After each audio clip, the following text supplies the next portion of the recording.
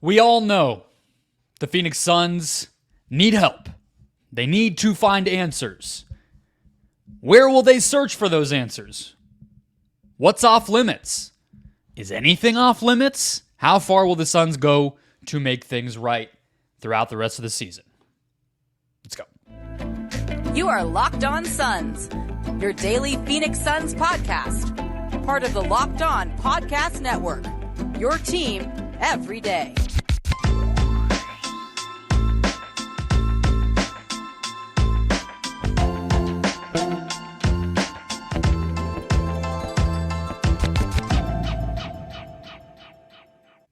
And we're back. This is Locked On Phoenix Suns. We are part of the Locked On Podcast Network. I'm your host, Brendon Kleen, a credentialed media member covering the Suns for the past 7 seasons, a writer at Suns.com, and the host of the Just Basketball Show, wherever you get your podcasts. A big thank you for making Locked On Suns your first listen here on this Wednesday, a day off for the Phoenix Suns, but plenty to talk about as trade season and the stretch run near. If you're finding us for the first time or just haven't done so before, go ahead and hit follow or subscribe wherever you're finding the show. Get a new episode in your feed every single day and become an everydayer. Get locked onto the Phoenix Suns right along with me all season long. Today's episode brought to you by the FanDuel Sportsbook, the official sportsbook of the Locked On Podcast Network. Make every moment more. Right now, new customers get $150 in bonus bets with any winning $5 moneyline bet. That's $150 straight to your account. Visit FanDuel.com/LockedOn to get started. Okay, so here's the deal today.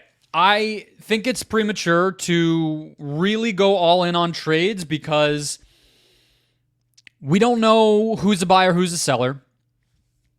We're never going to know. Sorry, I'm messing with my hair as I often do. We never know if the Suns are buyers or sellers. Well, I shouldn't say that. We know the Suns are going to be buyers this year. We don't know what they're looking at. We don't know what they would trade away, is what I mean to say, and we probably won't. So I don't want to give you a whole bunch of fake trade concoctions and get overboard and get excited about somebody who may not even become available, may not even be on the Suns' radar, on and on and on. I also am going to try to talk through the coaching situation in a reasonable way. I don't think it's premature for that. I'll tell you why as we keep going here.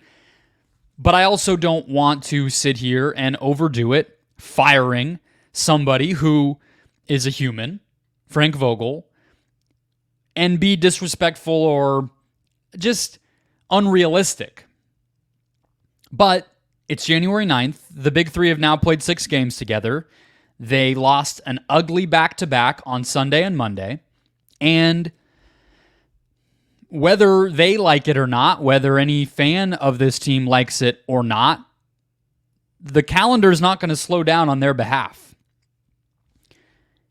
If what's standing between this team and success is just time, well, there's not a lot of it, right? And there's a month before the deadline. There are 3 months left of the season. Every game is an opportunity to prove it, to fix it, to get things right, to get back on track. That's all, of course, the goal. But if changes need to be made, that clock ticks at the same time. All right? So what I want to hit is what's realistic, what's not. What's on the table? Is there anything that's off the table? Well, let's start there. Devin Booker, Kevin Durant, and Bradley Beal are off the table, in my opinion. I don't see how you could ever possibly trade Devin Booker because of a half of a bad season. He's your franchise cornerstone. He's under contract for longer than anybody else. You just gave him a supermax that just kicked in this year. He is one of the only players to be on one team as long as he's been, as crazy as that may sound for those of us who have watched his whole career. It's been almost 10 years now. And it just isn't, it's not step one. It would never happen right now. Kevin Durant, you just got. Trading him isn't going to happen unless he asks for it. I don't expect that. Bradley Beal, I get that Suns fans are frustrated with how that has all turned out. I've explained many times why doing the trade in the first place was the right move. I still believe that. I'll argue it, 10 times out of 10. Because you got him for Chris Paul, Landry Shamet, and a bunch of pick swaps that don't matter when you're trying to win a title and may never even give. If the Suns stay good, then swapping their picks with the Wizards, who are bad, may not even happen. The Wizards may just have the higher pick forever, right? So, okay. Those guys are untouchable. Those guys aren't being moved. That would be deconstructing your title contender, not adding to it.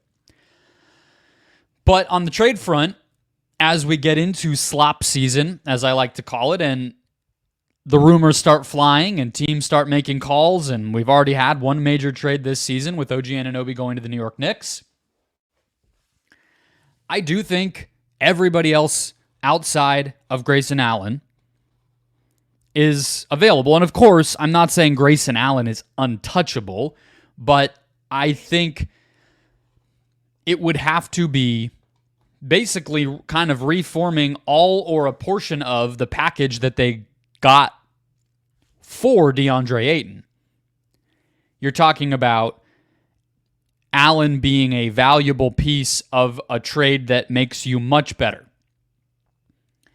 But because the Suns lack the young players or picks to sweeten that, I don't anticipate that an opportunity that would feature Allen and Little or Allen and Nurkic or all three or Allen and a minimum guy, I don't think any of that is going to come to pass at the end of the day. So you're talking about Nurkic and Little in terms of players who make money, and I think they should be available. They should be at least players you consider moving, that you don't hang up the phone about. And I think I would have had Nurkic on the untouchable, don't listen to calls list like even a month ago at maybe the 20-25 game mark of the season. I think that his chemistry early on when Durant was the only regularly healthy guy on this team, I thought those two had a nice two-man game. I thought the Suns were running really smart. They were really smart to run offense through Nurkic. They were getting more versatility and impact defensively from him than I was expecting. And I think that that's lessened over the course of the season. I think teams maybe in terms of his offensive game know that if you just put bodies around him at the basket, he can miss some of these layups. But other than that, I don't know why it's gotten worse. I just think he is potentially an inconsistent player, and I think, also early on from a defensive standpoint, the Suns were sort of forced to play better defensive personnel because Booker and Beal were out, and at times they had to play Okogie and Goodwin and Bates Diop and Little and all these guys throughout the course of the game, and that probably helped Nurkic too. But now it's not looking as good, and I don't think he's cemented his spot as somebody who has to be on this team. So he's available. I think Little is available. All the minimum guys are available. All of these second-round picks that the Suns were able to cobble together in these additional layer pick swap moves that they made. Obviously, there are 2 trade exceptions that can be utilized, and you see what you can get.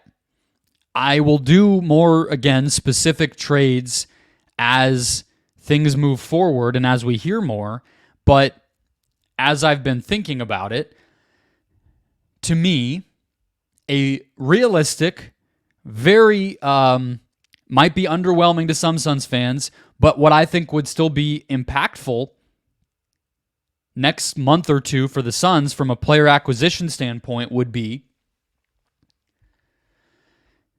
one of their traded player exceptions is exactly the same size as Jayshawn Tate's salary from the Houston Rockets. Now, Rockets fans don't always love him because he plays over their young guys.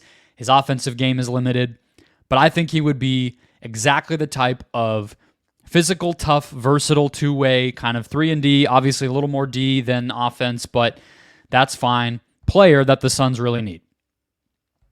Give up second-round picks, get him. If you can cobble together the other 3 second-round picks that you have, or whatever it ends up being in each trade, I think something like Nasir Little for DeLon Wright in Washington could be a really smart move as well. And I think the Wizards don't have any need for a 31-year-old defensive guard.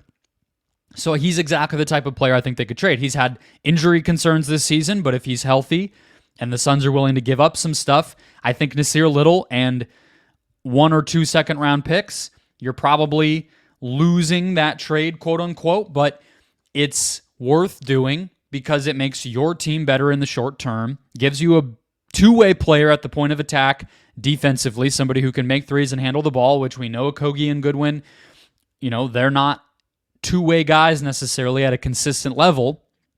And then I think the Suns should really be trying their best to get PJ Tucker in the buyout market if he does indeed get bought out. I don't think teams are going to want to trade for him, if I'm being honest. He's not even playing. I think it very well could be headed toward a buyout, and I think if nothing else besides his toughness, his leadership, and his relationship with Devin Booker, he seems like an absolute no-brainer to add to this locker room. I don't know, do you cut Yuta Watanabe? Do you cut Bol if he continues to have injury problems? I don't know. But that's what I would do. Those 3 guys I think would go a long way, and you're starting to get towards something where I could feel better about the Suns the rest of the way. So that's the player, the personnel side. What about coaching? Would the Suns fire a head coach? Who would replace him? Is all of this insane? Probably. We'll get to it next. First, today's show brought to you by the FanDuel Sportsbook, the official sportsbook of the Locked On Podcast Network. The NFL season is wrapping up, but there's still time to get in on the action with FanDuel, America's #1 sportsbook. Right now, new customers get $150 in bonus bets guaranteed when you place a $5 bet. That is $150 straight to your account in bonus bets, win or lose. The app is easy to use. There's a million different ways to bet, including live same-game parlays, new bets in the Explore tab, and the Parlay Hub, where you can search users' popular parlays, ones that people are getting in on, and join them. I'm looking at the NFL Super Wildcard Weekend odds. Pittsburgh, 10-point underdogs. I understand it is a road game for them. I have a hard time imagining that team losing by that many points, considering what they already did to get to 10-7. The Cowboys being such significant favorites. I know they've been great at home, but that one's probably a little juicy. There's plenty all the time at FanDuel.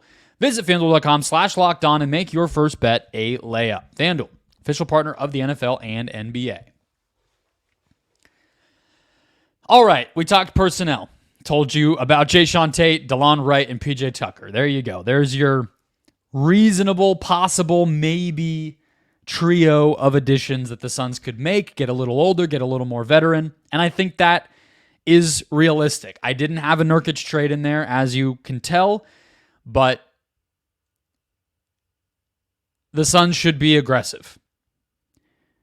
The traded player exceptions go away if they don't use them. You don't get second-round picks to sit on them. You don't do all those weird pick swaps just to rest.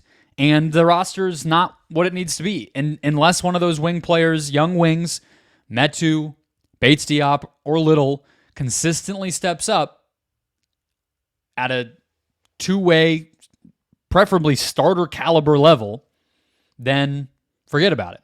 But that's the personnel. Coaching. The bottom line is, to get straight to the point, Mat Ishbia, I have no reason to doubt that he would fire Frank Vogel. Okay? Frank Vogel is a coach who reportedly was an Ishbia's preference, right? We heard Nick Nurse. We heard Jordy Fernandez. We heard Doc Rivers. We obviously heard Kevin Young. It didn't seem like Vogel was likely when he first surfaced as a candidate. And then because, reportedly, of his support from Ishbia in the process, Vogel was obviously the hire. Spot Track has Vogel at 5 years and $31 million. That was per Shams Charania back in the summer. So you'd be eating, 4 years, $25 million. That's a lot of money. A lot of these things tend to have, like Monty's did, right? Language where if the coach gets a new deal, you don't have to pay them anymore. So that's just something to consider.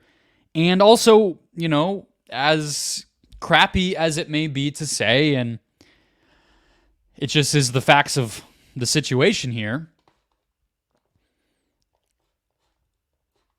part of the value of maybe not hiring the most flashy, most expensive candidate, if you're not positive who you want, is it's not as difficult to move on from that guy. And I'm not saying that that's why they set up the contract the way they did. I'm certainly not saying that they hired Frank Vogel just so that it would be easier to fire him. That would be ridiculous. But it is one of the benefits. It is happenstance maybe, but it's true. And we've seen it happen before. So Mat Ishbia's desperation, his desire to win at all costs, all of that leads me to believe that he certainly would consider a coaching change. But I've said this before, and I will say it now that we're being more serious about what could really change here. And we will close the show by talking about when, okay? Because I'm not saying this should or will happen tomorrow. But the thing that I will repeat here is that I don't think Kevin Young would be the replacement. I think David Fizdale would be the replacement. I don't see how, based on what we've seen this team struggle with, at least on the offensive side of the floor, which is where Kevin Young has, what he has been tasked with leading.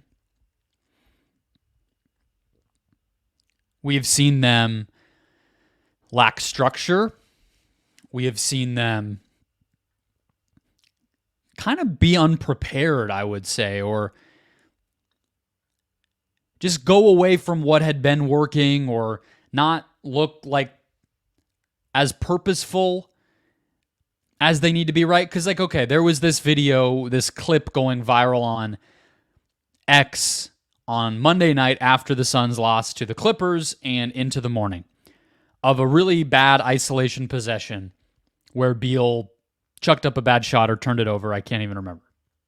One of many awful possessions in that fourth quarter, but what jumped out to me about that is that Beal gets a screen from Durant to start the possession out, which means that he goes from being guarded by, I believe, Terrence Mann, or I can't even remember, a weaker defender, to being guarded by Kawhi Leonard. He switches, he asks for a switch to then be defended by the best defender on the team, Kawhi Leonard. Like, that is exactly the type of head-scratching thing that we have seen this team do time and again. Add in the turnovers, add in the inconsistent shot diet where it feels like, what is the target here for emphasizing threes, emphasizing drives and rim attacks and free throw drawing, allowing the star players to shoot mid-rangers like they want to? What's the goal? What's the target? I don't see how you can watch all of those mistakes for months now and inconsistencies and hand the keys over to the guy whose job it has been to get the most out of that side of the ball. How do you do that? I mean, neither side of the floor has been working consistently for this team. Otherwise, they probably wouldn't be in a position where they would ever consider a coaching change. But you definitely can't give the keys, I think, to a less experienced guy who is not living up to expectations either. If you're firing Vogel because the defense isn't working and the preparedness and all the things that make a head coach aren't where you want them to be, okay, well, you also have to be realistic about the guy who's leading one of the other aspects of the team that's also not living up to it. So I don't think you can do that. David Fizdale has been a head coach twice. He has been an assistant for a long time. He is well respected. He even had front office experience the past couple of years before joining the Suns coaching staff. And if you watch during the games, he is pretty vocal, pretty active, pretty involved. Somebody that you just get the sense is a voice, has a presence in this locker room. That's all I know. I'm not trying to pretend like I know a bunch about the dynamics of anything. I'm not 100% certain that would happen, but that's my hunch. But it absolutely is on the table, and I'm prepared for anything. I'm prepared for, a Quinn Snyder situation where there's a candidate out of nowhere that suddenly is taking this job. I don't know who that would be. But making a coaching change as a desperate owner wanting a championship, spending a lot of money off of a summer with a lot of roster moves, that guy absolutely would make a coaching change. When? When could all of this happen? How urgently should they be looking for a trade? When would be the right time to consider a coaching change? We'll get into all that next. First, today's show brought to you by BetterHelp. BetterHelp is making therapy easier and more accessible for everybody. Locked On Suns is sponsored by BetterHelp today, and around New Year's, we get obsessed with how to change ourselves instead of just expanding on what we're doing right. Maybe you finally organize one part of your space, you want to tackle another. Or maybe you're taking supplements every morning or changing your diet and trying to have breakfast every day. Therapy helps you find your strengths so that you can ditch the extreme resolutions and make changes that really stick. One thing I always try to emphasize when we're talking about BetterHelp, which is a product I believe in, a service that I believe in, but also therapy is a service that I believe in. And I think the big thing to remember is it doesn't have to be something that is in response to trauma or some extreme circumstances or some tragedy in your life. It can be about learning positive coping skills, how to set boundaries, empowering yourself. It's not just for people who feel something huge in their life. It can be for the little things, and it can still do quite a bit to help. If you're thinking of starting therapy, give BetterHelp a try. It's entirely online, designed to be convenient, flexible, and suited to your schedule. To get started, fill out a brief questionnaire, get matched with a therapist, and switch licensed therapists at any time for no additional charge. Celebrate the progress you've already made. Visit BetterHelp.com/LockedOnNBA to get 10% off your first month. That's BetterHelp, HELP.com/LockedOnNBA. All right, let's close out the show with a little bit about the timeline here. I don't think 6 games is enough to make any snap decisions. I think that, one, if you're making a coaching change, to keep on that side of it for a moment, you're kind of accepting a little bit of a step back. If the problem for the Suns has been continuity, 1 step forward, 2 steps back, developing a sense of togetherness and all that stuff, well, firing the guy running the operation and replacing him with a new voice, even if it were somebody on this staff, you're kind of restarting that process to a degree. Now, I don't know what that degree would be because I don't know who the replacement would be, and I don't know how they would connect with the players. But if we're operating in a hypothetical world where the Suns did make a change, you're also operating in a world where you're setting yourself back even more. So that's a pretty good argument to not do it. But at the same time, if it is in Mat Ishbia's mind, if it is in James Jones's mind, although I think it would be an ownership decision, it is also, there comes a time when it's too late. And that coach is not going to be able to grab hold of things quickly enough to make a difference. So the best comparison to what we're talking about here is David Blatt in Cleveland, right? Where honestly at that point, Ty Lue was kind of the Kevin Young. There wasn't really a David Fizdale. And Blatt was brought in as a certain kind of coach that just didn't mesh with the roster. He ended up coaching a very different roster than I think he maybe was hired to coach. I don't know. Ty Lue leads them to the 2016 title. David Blatt was fired in January of 2016. Now, it wasn't his first season, right? He got the job in 2014 when LeBron first came back. They go to the finals the first season. Kyrie broke his kneecap or whatever. And then the Cavs lose in 6. They go through another half season, and they fire Blatt January 22nd of 2016. That's 2 weeks from now. That's kind of the sweet spot. If you're going to make a move, it is long enough to probably get a sense that the current guy is not working, and it is enough time to at least try to give the replacement the most opportunity you can. So these things happen around now. I'll just say I would not do that. I would not do it. I wanted to start out by saying what was on the table, what was realistic, what was reasonable, what Suns fans should be prepared for. I stand by it. But from my standpoint, I don't think coaching alone is what ails this roster. The reason being, part of the selling point with Frank Vogel was a hands-off approach. What that means is you sort of have to blame the players for not figuring each other out and manufacturing chemistry. Plenty of teams assembled as haphazardly as this one have performed better than this one. Okay? The excuses only go so far.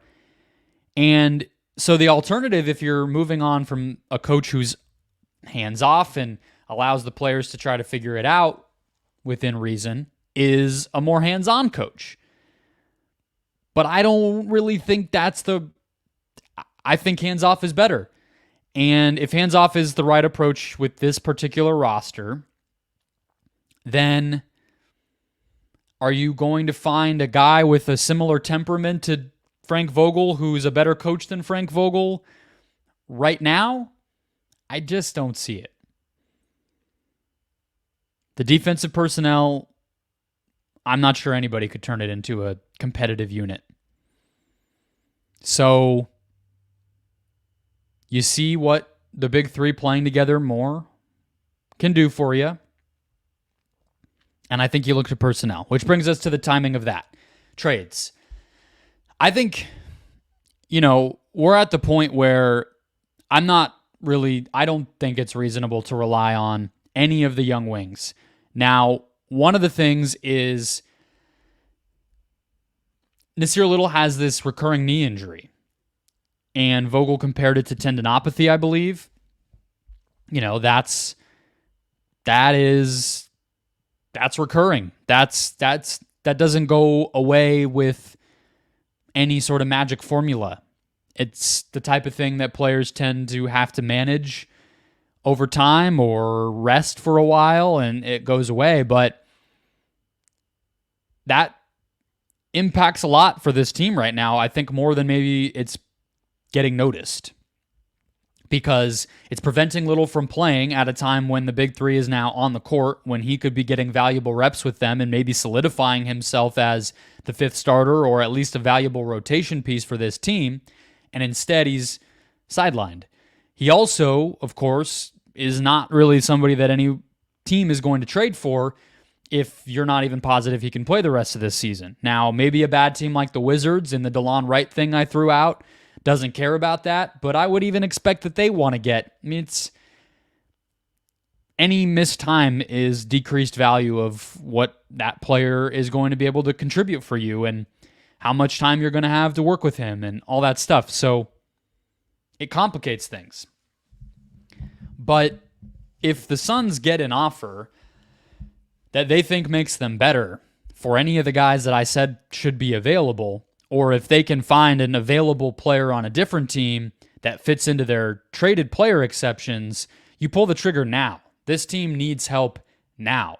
They need depth and reliable rotation pieces yesterday. So I would imagine that just like the Knicks identified, hey, Jalen Brunson's even better. Julius Randle finally is putting together 2 very solid seasons in a row. We need assistance here in the short term, in the immediate. Let's go get that. And they went and got OG Anunoby. The Suns should be operating with a similar level of desperation and creativity to make a trade happen. If I woke up on Wednesday after recording this and the Suns had made a trade, I would not be surprised. Now, business doesn't really start up until closer to the deadline, but I feel more confident now than I have at any point that the Suns will make at least one move before the deadline, and I think the sooner the better to get veteran depth in the building to start to try to salvage the season, because I don't think any of the guys we've seen are going to just miraculously turn into difference makers when they have not proven themselves to be that at all season. That'll wrap us up for the day. That's what's possible. That's what's on the table. Hopefully you learned a little bit of something. Hit follow or subscribe if it's your first time finding the show, or if you just haven't done so already. We will be back Thursday with one more show, getting you ready for Suns-Lakers, and then a recap of that game to close out the week. So do not go anywhere. Talk to you throughout the week, and I'll see you then.